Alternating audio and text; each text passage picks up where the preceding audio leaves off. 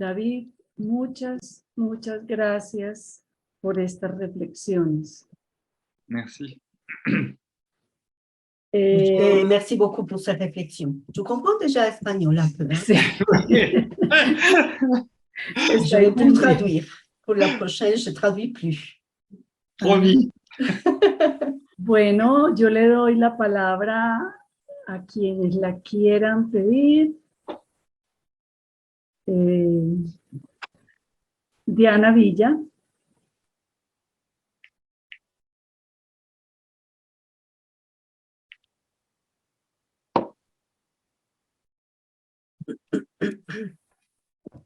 ¿Ya me escuchan?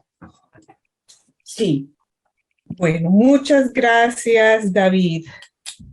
Gracias. Yo quería hacerle una sugerencia, y es que a veces se le pierde la imagen, queda solo la sombra, no sé, ahí, ya lo Je te puedo. dis que des fois, on voit que ton ombre. On voit pas beaucoup. Ah mince. On voit pas très bien ton image. Sí. Mais là, ça va. Là, ça va. Ça Je va. bouge plus alors. Si usted puede darnos una palabra en este punto que usted dice de la ganancia para el sujeto. Si tu pourrais dire quelque chose de plus à propos du gain du sujet. Sobre el atisbo, o sea, en relación al no todo, a la falta, al no todo que se puede decir de la no proporción relación sexual al final. Mais c'est à propos de ce que tu as dit, de la possibilité d'entrevoir quelque chose de nos rapports sexuels. Del no sentido. De l'absence. Absence. Oui. De la lectura. Si él puede dar una palabra sobre eso de la ganancia para el sujeto. O sea, porque allí hay algo de ganancia para el sujeto. Et donc, elle précise la partie du gain du sujet. Je ne sais pas si tu comprends quand je dis gain. Pas trop. ¿Cómo más se puede decir ganancia? Así la tradujo, como que hay, o sea, es en el sentido en que hay, o sea, que no es todo una pérdida, que por ese paso de ese no sentido. C'est dans le sens que n'est pas tout, c'est une perte. Que les sujets, il y a quelque chose que les sujets gagnent. ¿Sí, Diana? Sí, como, y que también tiene un efecto de hacer parar el sentido, del lado del sentido. Et donc, ce qui n'est pas complètement en perte fait un peu ne pas continuer sur l'essence, ne pas aller vers l'essence.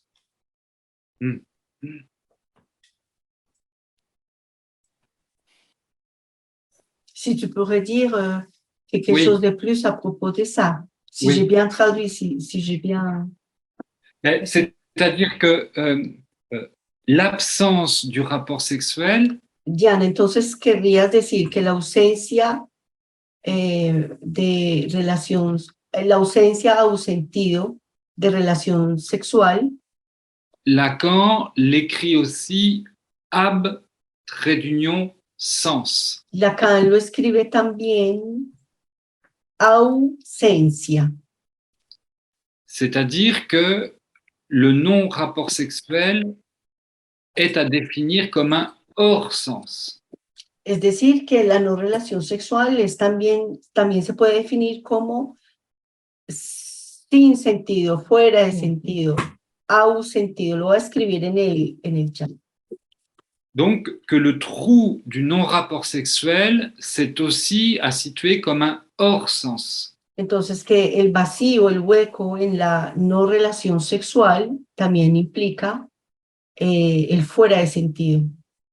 Et qu'en somme, tous les effets de pouvoir du signifiant y que por eso todos los efectos de poder del significante s'efforcent ou viennent du fait de refuser ce hors-sens. Viene del hecho de rechazar esa ausencia, ese ausence, como lo escribió Ricardo en el chat.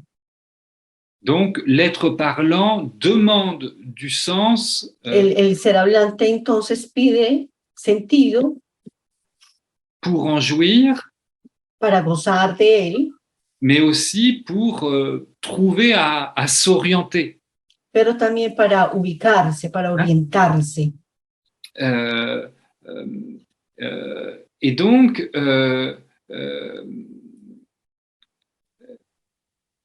et ça, ça a pour effet au bout du compte, ça a pour effet de maintenir le sujet dans un sentiment d'impuissance. Y entonces al final, pues esto sostiene al sujeto en un sentimiento, o tiene por efecto más bien que el sujeto esté en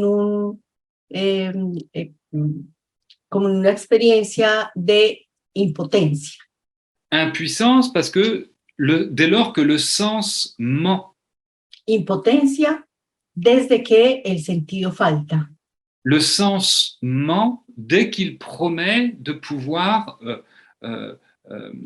résoudre le rapport sexuel. El sentido falta, pero también miente en este asunto de resolver la relación sexual. Et dès qu'il promet un rapport, harmonieux à la jouissance. Desde que él promete una relación armoniosa al goce y al deseo. Dès lors, le sens se fait moralisateur. De ahí que el sentido deviene o se hace moralizante, moralizador. Le sens commun, c'est le sens qui pourrait dire à chacun comment on doit désirer, comment on doit jouir. El sentido común podría decirle a cada uno cómo gozar, cómo desear. Et ça ne peut qu'entretenir le sujet dans son affect d'impuissance et dans ses symptômes. Y eso solo hace que el sujeto se sostenga en ese afecto de impotencia. Avec des effets surmoïques aussi. Que son efectos superyoicos también. Et donc, prendre la mesure qu'il y a en fait un hors-sens. Tomar la medida de que hay un ausentido, ausencia de sentido, Voilà, sin sentido. Peut permettre un certain, allègement par rapport au signifiant maître. Puede permitir como una cierta ligereza, un aligeramiento con respecto al significante amo. Dès lors qu'on n'y croit plus ou qu'on y croit moins. Desde que ya no se cree más o se cree menos. O se cree menos en él. D'où les effets de désobéissance aussi dont parle Lacan. De allí los efectos de desobediencia. Désobéissance par rapport au signifiant maître. Hein? Desobediencia, dice Lacan, con respecto al significante amo. Je ne sais pas si ça répond suffisamment à la collègue, je ne suis pas sûr. No sé si esto te responde suficientemente. David, antes de pasar a una pregunta que hay en el chat. Avant de passer à une question qu'il y a sur le chat, yo quiero plantear algo que me encontré en el texto que está traducido para nosotros como Mi enseñanza de Lacan. Je voudrais faire un commentaire sur quelque chose qui est dans le texte de Lacan, qui a été traduit enseignement. Allí él dice, lo que escribo, là il dit, ce que j'écris, aunque no se entiende muy bien, même si cela ne se comprend pas très bien, retiene. Retiene. Esa palabra. Espérame, sí. Beatriz, yo pienso. Retiene, o sea. Retiene esa. ¿Cómo se hace? Atrae. Detiene al lector ahí.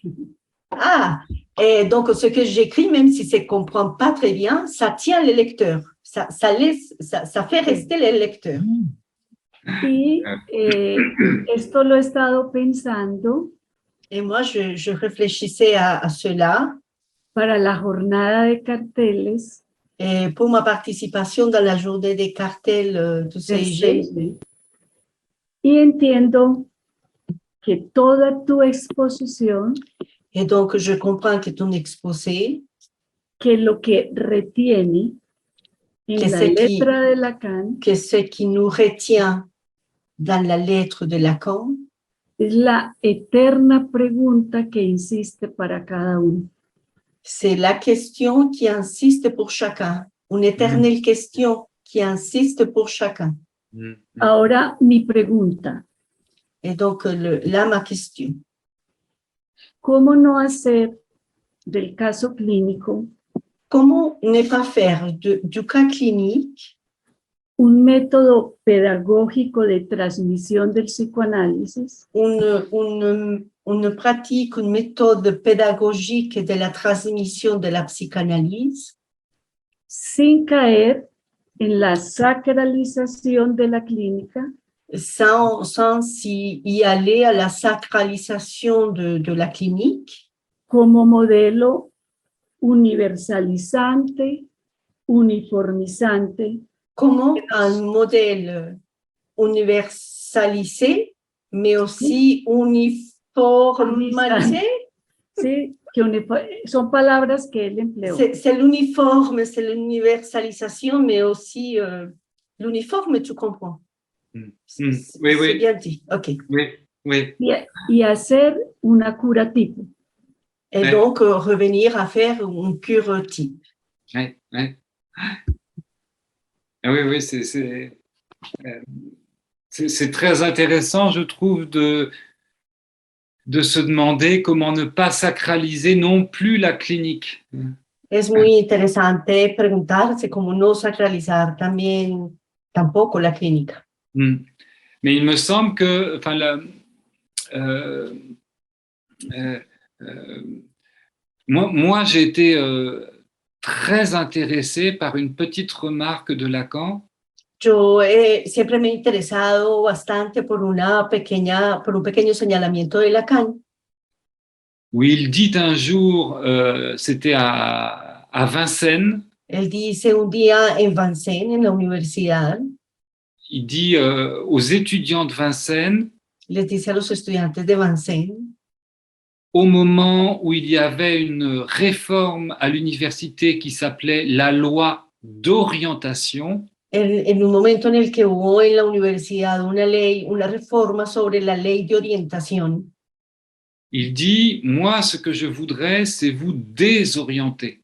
él les dice, yo lo que quisiera es desorientarlos. Et je trouve que la désorientation est très bien me comme parece, boussole. perdón, Je trouve que la désorientation est une très bonne boussole. y me parece que la desorientación es una buena brújula. On pourrait dire aussi bien l'étonnement. Podríamos también decir la sorpresa. Lacan parle de l'étonnement, il souligne comment l'étonnement, c'est un très bon affect pour approcher quelque chose du réel. Lacan dice del afecto, de la sorpresa, que es muy buen afecto para aproximar algo de lo real. Donc, par rapport à la clinique, par exemple, Entonces, con respecto a la clínica, por ejemplo, là aussi, comment ne pas suivre uniquement ce qui nous intéresse dans la clinique, allí también cómo hacer para no seguir únicamente lo que nos interesa en la clínica, mais ce qui va nous surprendre, ce qu'on ne comprend pas. sino eso que va a sorprendernos, incluso eso que no comprendemos. Ouais. Je trouve que quand on essaye de s'orienter de ce qui nous désoriente, de ce qu'on ne comprend pas, il y a quelque chose d'une aventure possible.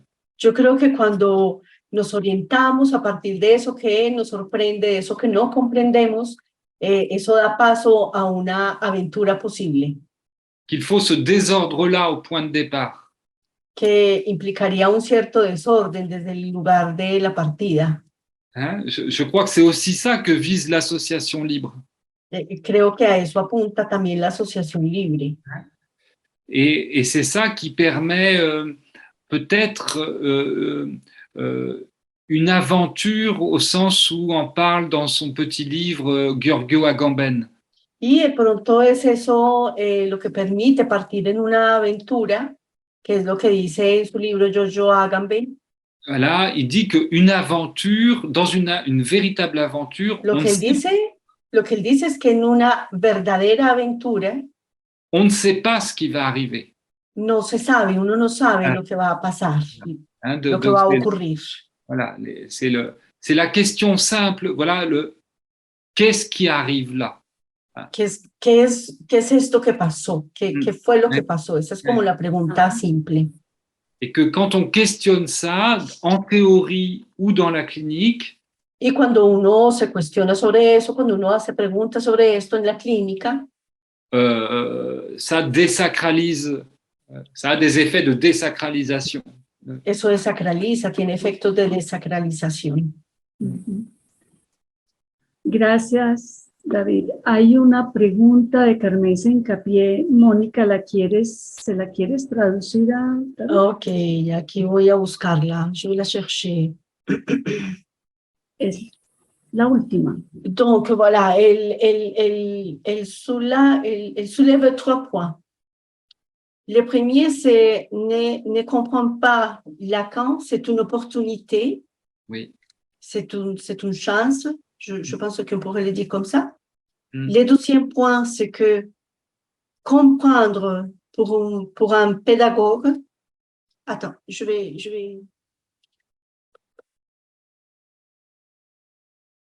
Ah, si tu peux dire quelque chose à propos de la compréhension pour les pédagogues, parce que tu as fait allusion aussi au professeur, non? Oui. La répétition du professeur, et donc qu'est-ce que ce serait comprendre pour un pédagogue? Et finalement, et si tu trouves qu'il y a un rapport entre ce que si les écrits de Lacan sont une tentative, c'est un essai de Lacan pour donner sa pensée. Donner, passer, faire passer sa pensée. Oui. Mais par rapport au pédagogue, évidemment, c'est le pédagogue au mauvais sens du terme. Con respecto al pedagogo, estoy hablando del pedagogo como en el mal sentido del término. Hein, on pourrait s'intéresser aux grands pédagogues Nos podríamos interesar en los grandes pedagogos.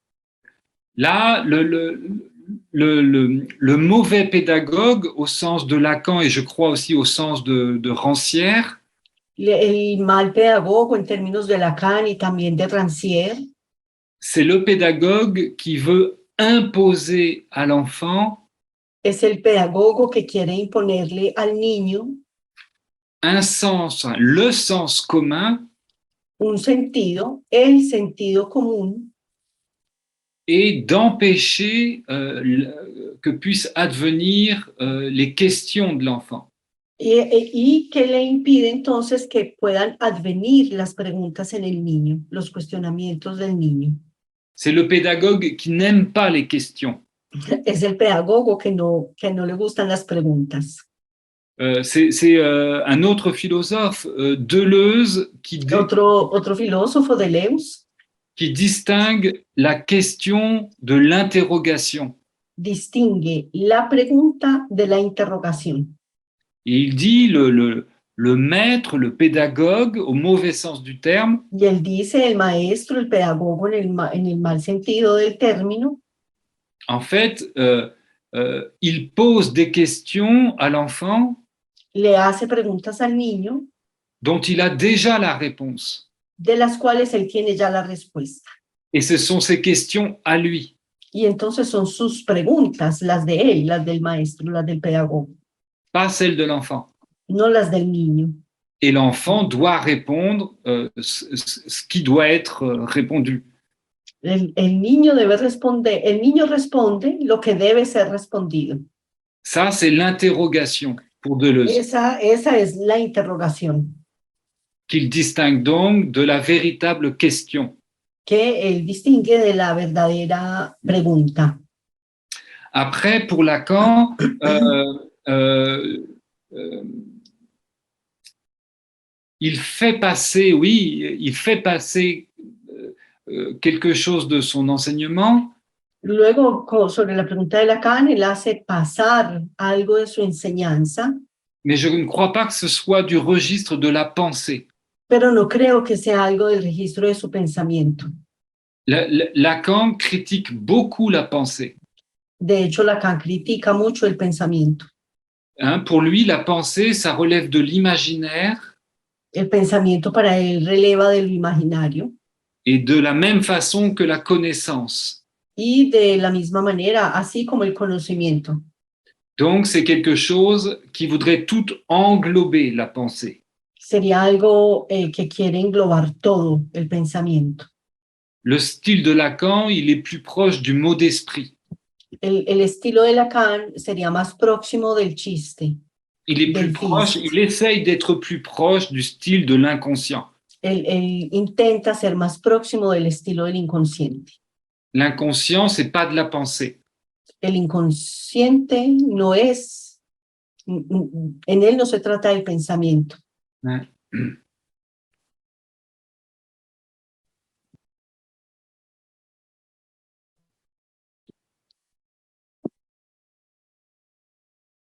C'est juste quelque chose qui apparaît l'espace d'un instant, comme un lapsus, par exemple.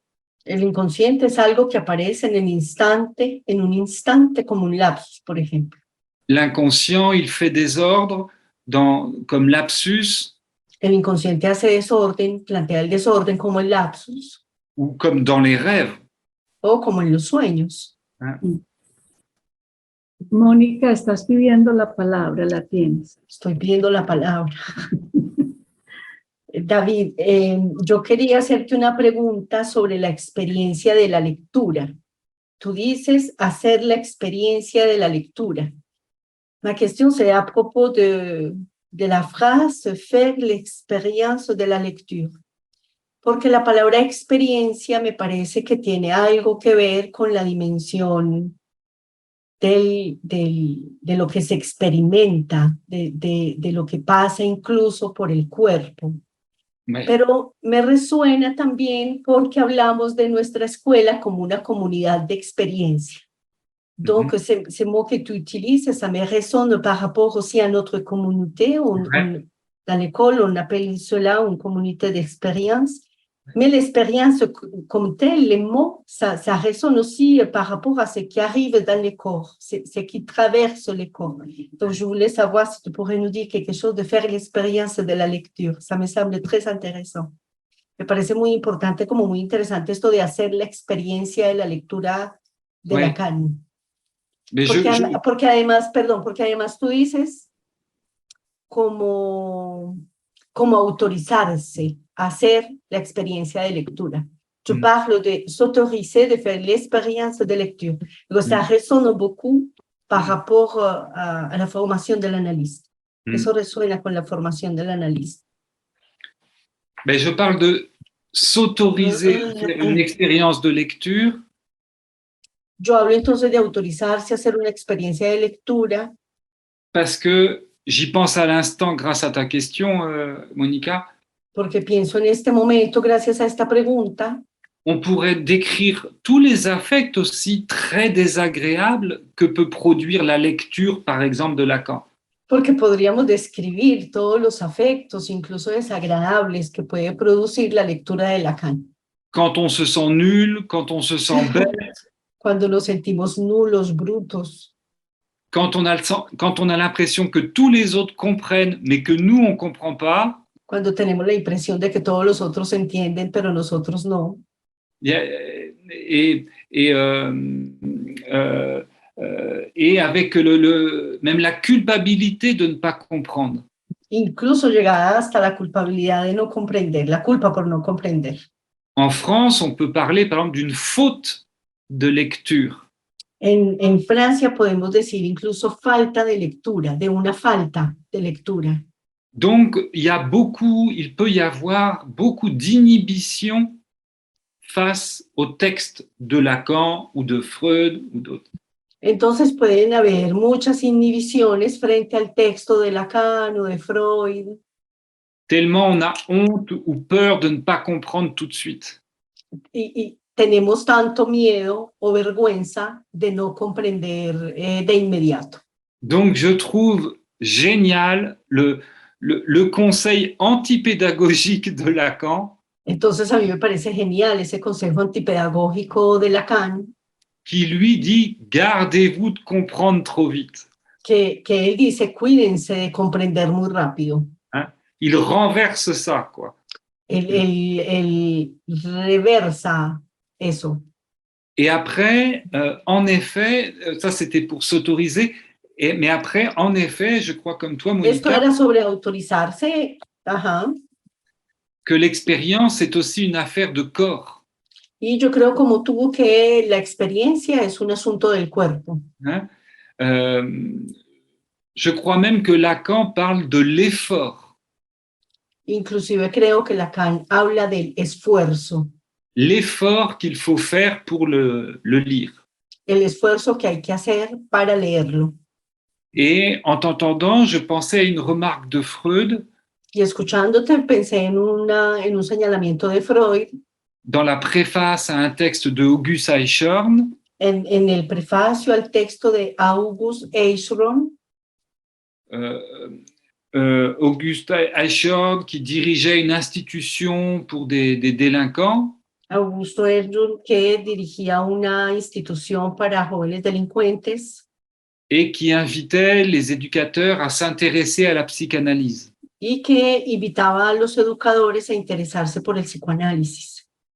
Et Freud dit que s'intéresser à la psychanalyse, c'est bien, Y Freud dice que interesarse al psicoanálisis está bien, mais que pour avoir véritablement des convictions par rapport à la psychanalyse, pero que para tener realmente convicciones con respecto al psicoanálisis, il faut avoir fait l'expérience de l'analyse à même le corps. hay que haber hecho la experiencia del psicoanálisis incluso con el cuerpo. Est-ce que tu peux répéter cette phrase? À même le corps.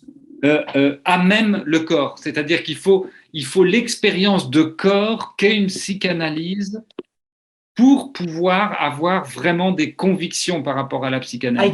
Hay que atravesar la experiencia de cuerpo que implica un análisis para poder tener convicciones con respecto al psicoanálisis. Il faut être passé par là, on pourrait dire. Hay que haber pasado por ahí. Si on est simplement dans le registre des idées ou de la pensée, Porque quedarse solamente en el registro de las ideas y del pensamiento ça ne suffit pas. no es suficiente. Qu'il faut sans doute y avoir perdu quelque chose et trouver autre chose, être marqué dans le corps par l'expérience analytique. Hay que haber pasado por la experiencia de perder algo para ganar algo con respecto al cuerpo en la experiencia analítica. Et donc, je crois que l'expérience de la lecture, je crois qu'il y a de ça aussi, du corps. Entonces creo que en esto de la experiencia de la lectura hay algo así del cuerpo, también lo creo. Ouais. On pourrait se demander, ça serait intéressant, sur le sujet psychanalyse et écriture.